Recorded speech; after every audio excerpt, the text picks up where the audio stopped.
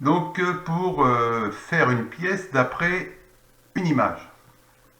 Donc là j'ai ouvert une page vierge de SolidWorks. J'ai donc fait... alors hop, là je ferme ce que j'ai en cours. Ne pas enregistrer, voilà. Donc je prends une page vierge. Nouveau. Pièce. Donc voilà, j'arrive sur mon plan de travail. Je choisis une vue de travail. Une vue, donc je prends la vue de face. Et je fais insérer une esquisse. Voilà. Ensuite, je vais dans le menu, je prends outils et je descends sur outils, outils d'esquisse. Et là, je vais dans image d'esquisse. Donc là, ça m'emmène sur mon PC. Et là, je vais aller choisir un fichier. Voilà, donc j'en ai préparé une, donc je prends celle-là. Donc des fois c'est un petit peu long, mais donc là je sais que ma nervure elle n'est pas à l'échelle, puisque là on voit bien que il fait 2136 mm le dessin que j'ai sur mon écran. Donc moi je veux qu'elle fasse 200 mm cette nervure là. Alors ce que je fais, je vais prendre un rectangle là, et je vais tracer un rectangle. Voilà, je vais le côté, et je lui dis, tu vas faire 200 mm. Voilà. Et le boulot consiste maintenant à inscrire mon fond d'écran. Donc mon fond d'écran là, là je suis en mode voilà, je prends mon plan, donc on peut le balader, hein. Je clique dessus et je vais le diminuer. Donc je prends les tirettes sur les côtés, je le diminue. Et là je l'amène derrière. Et je vais le diminuer jusqu'à ce que ma nervure elle s'inscrive dans le rectangle que j'ai tracé. Donc là on voit qu'il est un peu grand, donc j'agrandis. Quelle que soit la poignée que l'on prenne, ça va s'agrandir sur tous les axes. Donc là j'y suis presque. Voilà. Donc là, si on zoome un peu, on voit que là je suis à 200. Et là, bon, un tout petit peu encore. Voilà. Allez, on considère que c'est bon, que ma nervure fait 200 mm. Donc là je ferme. Maintenant ce cadre là, je peux l'enlever, hein. Voilà, je fais sup. Voilà. Et maintenant je vais dessiner par-dessus. Donc là, je prends un trait. Je prends un trait pour venir là. Voilà. Je mets bien sur mon trait. Alors il est évident que le traçage qu'on fait, il est pas pile poil dessus, fatalement, hein. Il y a des erreurs de copie puisque il y a les épaisseurs de trait. Donc là j'ai pris les polylignes. Alors je m'occupe pas du tout pour le moment des encoches et pour les futurs longerons, je trace ma nervure. Voilà. Donc pourquoi les polylignes? Parce que polylignes, parce que ça fait la courbure tout de suite. Donc là, j'arrête mon trait toujours derrière pour que je puisse couper par la suite. Donc là, je vais faire le dessous.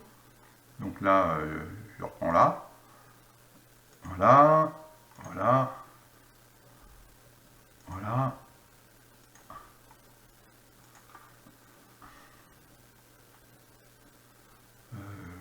Là. Bon là, je ne m'applique pas, hein, mais c'est la méthode qui compte. Voilà, sélectionné. Maintenant, je reprends ma ligne, comme tout à l'heure. Hop, là, je trace. Donc là, le contour de ma nervure est fait. Donc là, je prends la petite paire de ciseaux, là, ajuster les entités, et je coupe ce qui est en trop. Voilà, voilà.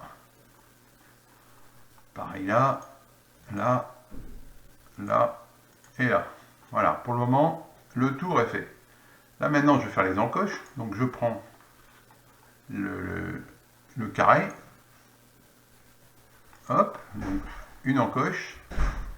Là on voit que l'encoche elle est un petit peu en biais. Bon, un autre. un autre carré. Donc là, je me mets en biais. Et voilà. Là, je coupe pour ajuster. Pareil au-dessus. T'es en communication? Oui. Là, je coupe. Là, pareil. Donc, il y a deux encoches à l'arrière. Je fais les encoches.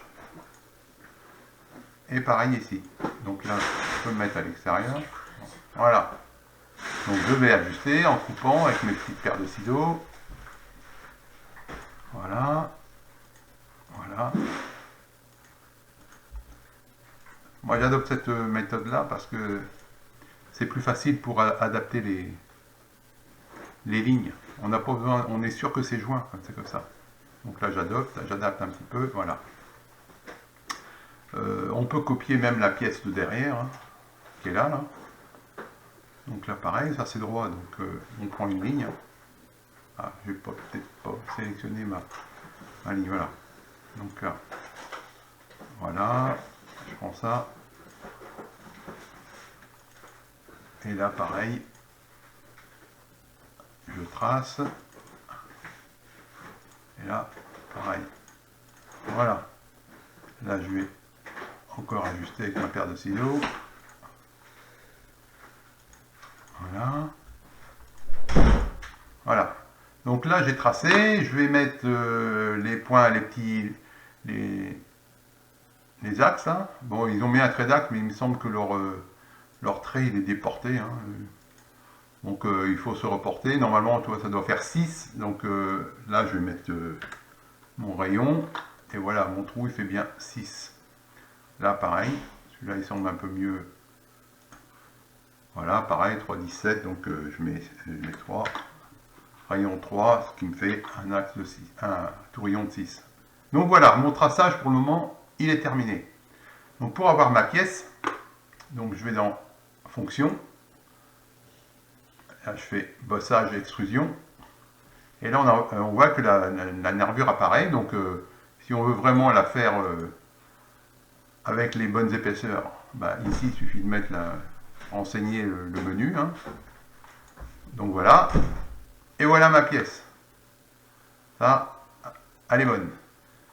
Donc pour tirer un DXF de cette pièce-là, je me mets donc sur la vue de côté, parce que le DXF qu'on va sortir, si je me mets en vue panoramique, eh ben, j'aurai un DXF de cette vue-là. C'est pas ce que je veux, moi. Moi, je veux un DXF de ma nervure. Donc je me mets en côté, et je lui dis, voilà, maintenant, tu vas me sauvegarder ça en DXF. Donc enregistrer sous. Donc là, il me dirige sur mon... Je vais me mettre ça sur la clé. Hein, voilà, tiens. Là, je lui dis, dans type, je lui dis que je veux que ça soit du DXF. Là, je vais nommer ma pièce. Hein, nervure essai. Nervure. Et je fais enregistrer. Apparaît ici le petit menu sortie DXF DWG.